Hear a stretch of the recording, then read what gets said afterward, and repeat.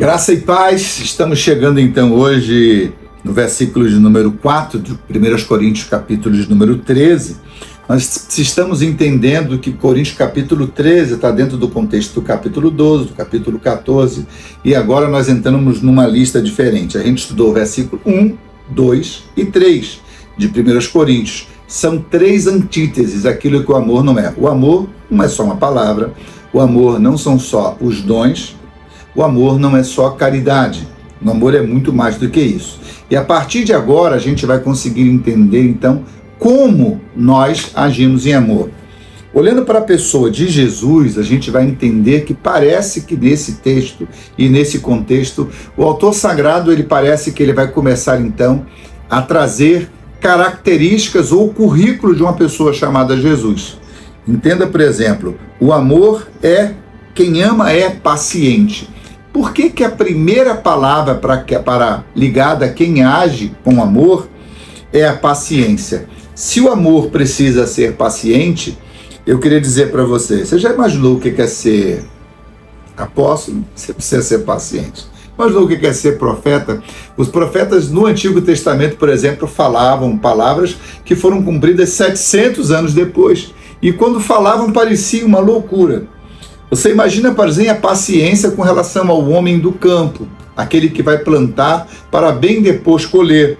A paciência é como, por exemplo, quando o profeta entra, por exemplo, dentro de um contexto onde ele é preso e ele, de fato, ele entra dentro de um processo como Sadraque, Mesaque, Abednego e anos depois ele vai ser um grande servo de Deus. O amor é paciente quando a gente entende, por exemplo, a ideia de José, que soube passar por diversos ciclos e processos, continuando a amar pessoas, não se amargurando, não sendo triste, até no momento onde ele pacientemente se encontra de cara a cara, lá em Gênesis 39, com seus irmãos, e ele tem calma, tranquilidade e paciência, quando qualquer um de nós agarraria os irmãos que prenderam, que jogaram ele numa cova e que venderam como ele escravo. Ele mantém a paciência nesse tempo, até ele chegar então e abrir o seu coração e dizer de fato quem ele é.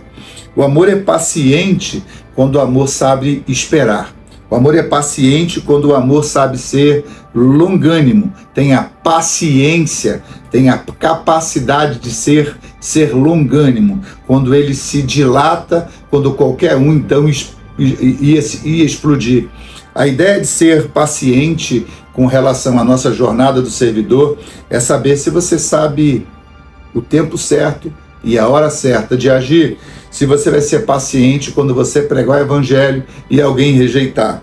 Eu tenho o costume de usar as 4 leis espirituais e falar para Jesus de muitas maneiras e de muitos jeitos. Mas é aquela pessoa que diz não. Eu sou paciente com aquela pessoa. Eu sou paciente com a minha esposa quando eu amo. Eu sou paciente com as minhas filhas quando eu quero educar. Eu sou paciente com o meu cliente quando eu estou atendendo.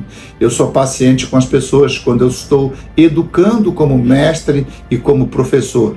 Eu sou paciente quando eu estou dando uma palavra e as pessoas não conseguiram entender aquilo que eu estou querendo educar. A ideia de paciente também está ligado àquele que vai em um hospital, aquele que aceita ser tratado, ajudado, medicado. Ser paciente com relação ao hospital é quando você vai lá e você está com dor e o camarada te chama lá e te bota com a calça baixa e vai lá e te dá uma injeção no traseiro. Às vezes ser paciente é quando a gente aceita ser então tratado, a gente aceita ser então colocado de lado, a gente aceita ser confrontado, a gente aceita ser lixado. E muitas vezes, quando você quer dar brilho e quer ser como um diamante nas mãos de Deus, você vai ser lixado, lapidado e tratado. Eu queria perguntar, você é paciente? Você é paciente? Você aceita ser tratado, você aceita ser ajudado e você é paciente quando você está na posição de liderança? Paciência, então, é o primeiro degrau para que você possa ser um servidor de verdade.